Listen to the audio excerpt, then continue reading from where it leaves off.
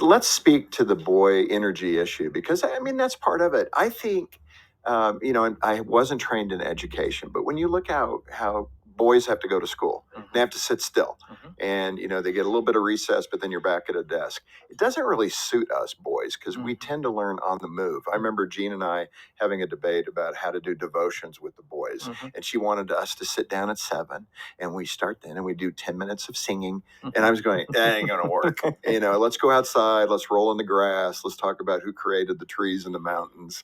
And boys need to be moving.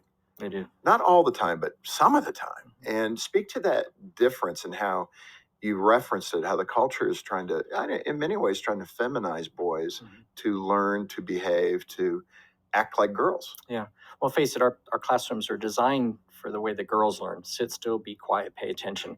And that's just murder for boys. And scientists will tell us, Harvard professor recently wrote that boys have to move in order to learn. So that fidgeting that they're doing in their seat, that we're punishing them for and declaring the ADHD, they actually intuitively they've got to move in order to learn. So we recognize that in Trail Life. I tell leaders all the time, if your boys walk into your troop meeting and it looks like a classroom or a Sunday school classroom, you've already lost them.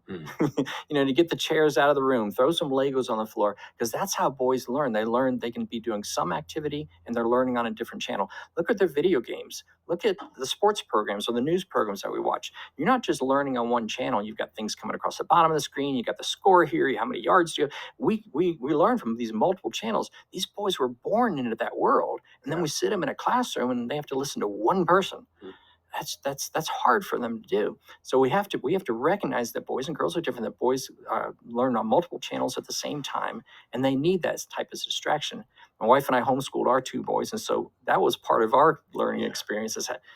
First thing we did when we decided to homeschool, we went and we bought a couple little student desks. We bought them at a sale that the school board was having on their used furniture, and I don't think they ever sat in those chairs. They schooled on the floor, hanging from a chandelier, whatever. But they both ended up being, full scholarships for college, so it worked. Yeah, no kidding. But we do need to approach the way that we teach boys. In fact,